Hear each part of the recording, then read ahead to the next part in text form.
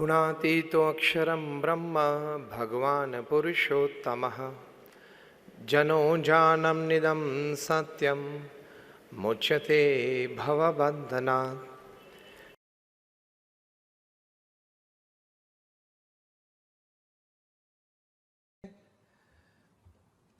चौथा एक रोग है FAD, FAD, Facebook addiction disorder. United Nations ने, ध्यान से सुनना, कान खुले रखकर सुना, यूनाइटेड नेशंस ने फैड को मतलब फेसबुक एडिक्शन डिसऑर्डर को मेंटल डिसऑर्डर कहा है और आज हजारों टीनेजर्स इससे पीड़ित हैं। गत महीने दिल्ली में राम मनोहर लोहिया हॉस्पिटल में 2 टीनेजर्स, दोनों सगे भाई थे, एक की उम्र 15, एक की उम्र शायद 18-19, दोनों को ले गए थे क्योंकि ये फैड से वे पीड़ित थे, फेसबुक एडिक्शन डिसऑर्डर। फेसबुक अगर उनके सामने स्क्रीन पे खुला ना हो तो खाना हजम नहीं होता था, मूड नहीं आता था, थर्स्ट की सेंस चली गई थी। तो एम्बुलेंस से लेके आए और हॉस्पिटल में ले जाते थे। उस वक्त भी दोनों के हाथ में लैपटॉप और स्क्रीन तो चालू था, तब तो वे हॉस्पिटल तक पहुंचे। एक और रोग है, उसको बोलते हैं FOMO, fear of missing out. FOMO वो क्या होता है?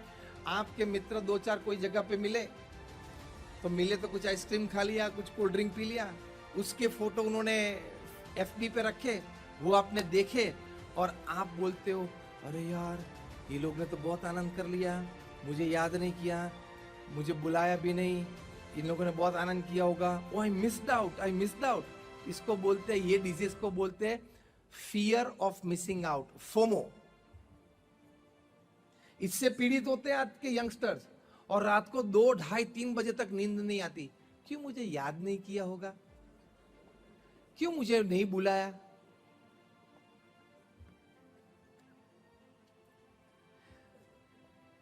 तो ये सभी डिजीजेस के सामने हमारे सत्शास्त्रों ने, हमने व्यक्तित्व विकास, चारित्र विकास की ये सब बातें की हैं। इतने अच्छे शब्द हैं, इतनी अच्छी क्रियाएं हैं, इतना अच्छा ज्ञान है, तो फोमो के सामने सुग्न लोगों ने जोमो चलाया, जॉय ऑफ मिसिंग आउट। आपने मुझे नहीं बुलाया ना, कोई बात नहीं। आपने मुझे याद नहीं किया ना ग्रुप में, पार्टी में, कोई बात नहीं। घर पे मैंने भी बहुत अच्छे पिज्जा तैयार करके पिताजी के साथ, माताजी के साथ, भाई के साथ बैठ के खाया, मुझे भी बहुत आनंद आया। देखो मैं फोटो अपलोड करता हूं। किसी के हाथ में आप चाबी क्यों देते हो आपके मूड स्विंग करने की? ये मिलेनियल्स जो है ना, जितने 2000 के आजू बाजू पैदा हुए हैं, इसको मिलेनियल्स बोलते हैं। they were born in and around the year 2000। तो इनकी ये मानसिक वीकनेस है। मैं विकृति शब्द तो नहीं यूज करूंगा क्योंकि आप ज्यादा शॉक हो जाएंगे, लेकिन वीकनेस है। तो हमारे सत्शास्त्रों में ये जो मैंने सब बातें कही, ऐसी हजारों बातें जो हमें मदद रूप होती है। तो ये येल यूनिवर्सिटी के सभी विद्यार्थी ने सुदर्शन क्रिया का प्रयोग किया और क्या कहा कि वही सोशल मीडिया, और इतना समय का ही हम उपयोग करते थे सुदर्शन क्रिया के पहले और उस दौरान भी, लेकिन सुदर्शन क्रिया से हमें जो पॉजिटिविटी मिली, मूड्स पे जो कंट्रोल मिला, वो सोशल मीडिया में जो पहले नेगेटिविटी आती थी, तो ये 6 महीने दरमियान नहीं आई। कितना बड़ा लाभ है लाइफस्टाइल के लिए, हाँ या ना? इसलिए हमारी भारतीय संस्कृति के आधार स्तंभ इस प्रकार के सत्शास्त्र हैं। उसी तरह मंदिर हमारे भारतीय संस्कृति के, भारतीय परंपरा के, हमारे समाज के ये आधार स्तंभ है। कभी कोई नास्तिक होता है तो बोलता है कि मंदिर की जरूरत नहीं है। कभी कोई पूछता है कि मंदिर से समाज को क्या लाभ होता है। इतना बड़ा स्ट्रक्चर मंदिर का, पत्थर का, इतना अच्छा कार्विंग से खड़ा कर दिया। ठीक है, बूढ़े होंगे, श्रद्धा वाले होंगे, वो आएंगे, बाकी इससे समाज को लाभ क्या होगा, ये बातें मन में कभी रहती है। और सभी लाभ तो बाद में मैं आपको कहूंगा। पहला एक प्रथम लाभ जो आप सभी को स्पर्श हो जाएगा, किसी नास्तिक को भी बोलेंगे तो उसको भी स्पर्श हो जाएगा, और वो भी अपनी छाती पे हाथ रख के बोलेगा कि मंदिर की जरूरत है। वो पहला लाभ आपको मैं सिखाता हूं। मंदिर की भारत के अर्थतंत्र में, इंडियन इकोनॉमी में कितना प्रदान है वो आपको शायद पता नहीं होगा। भारत में 35 लाख मंदिर है। कोई मंदिर में सिर्फ एक पुजारी होता है, छोटा सा मंदिर होता है। कोई में 2-3 लोग होते हैं, सेवा में होते हैं, तनख्वाह वाले होते हैं। कोई बड़े मंदिर होते हैं, जैसे हमारा स्वामीनारायण अक्षरधाम है दिल्ली में, वहां 800-1000 का स्टाफ होता है। जगन्नाथपुरी या रामेश्वर ऐसे बड़े बड़े तीर्थ स्थान होते हैं तो वहां ज्यादा भी लोग होते हैं जिनको तनख्वाहें मिलती है।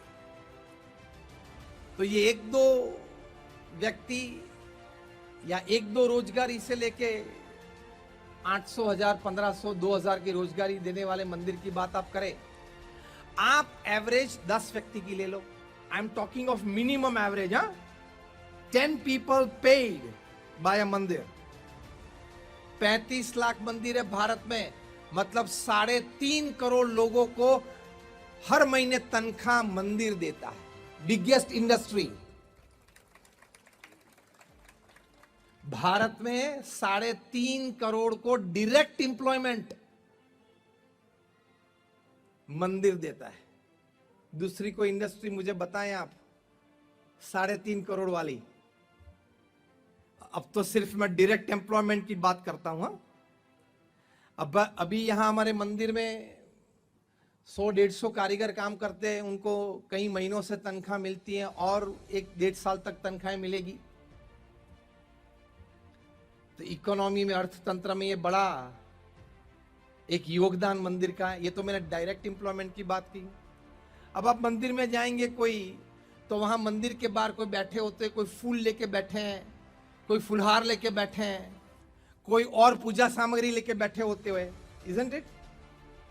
तो वो यहाँ फूल बेचते हैं, फुलहार बेचते हैं, तो शाम को 100-150 रुपया कमा लेते हैं, और 2-3 परिवारजन का परिवार होता है, उनका परिवार चल जाता है, जिसको हम कमर्शियल भाषा में इनडायरेक्ट एम्प्लॉयमेंट बोलते हैं। देखा है ना अपने मंदिर के बाहर लोग बैठे और कुछ न कुछ पूजा सामग्री भक्तों के लिए लेके बैठे हैं, उनको बेचते हैं, और वहीं से हम लेके फिर चढ़ावा करते हैं। हाँ या ना? सबको अनुभव है। इसको बोलते हैं इनडायरेक्ट एम्प्लॉयमेंट। उसको हाफ, मतलब 5 गिन लो एक मंदिर की एवरेज, तो भी 35 lakh multiplied by 5, round figure ले लो, मतलब 2.25 करोड़ की बात है। 2.25 करोड़ और लोग भारत में ऐसे हैं जो इनडायरेक्टली एम्प्लॉयड बाय द मंदिर। पहले 3.5 करोड़ बताया डायरेक्ट एम्प्लॉयमेंट में, 2.25 करोड़ इनडायरेक्ट एम्प्लॉयमेंट में, कितने हुए? 5.25 करोड़।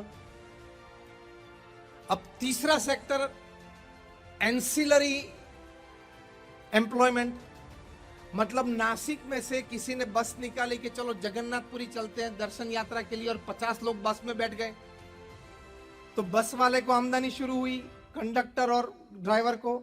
नासिक से जगन्नाथपुरी बस पहुंची, 2 दिन 2 रात वहां बीच में ठहरी, तो जहां ठहरी वहां होटल में होटल वालों को इकोनॉमी एक चर्न हुई, एक साइकिल हुई। ये लोग ने वहां बीच में जहां रुके वहां से कुछ खरीदी की, तो लोकली लोग जो बनाते हैं हैंडीक्राफ्ट, जो भी कुछ है, उन लोगों को कुछ बिजनेस मिला। हाँ या ना? 2 दिन तक जहां ठहरे वहां होटल है, रेस्टोरेंट है, कुछ फ्रूट की छोटी सी लारी लेके खड़े हैं, उनके पास से किसी ने 6 केले लिए। इकोनॉमी रोल हुई ना सब जगह पे। इसको एंसिलरी एम्प्लॉयमेंट गिनते हैं, वो भी करोड़ों की है।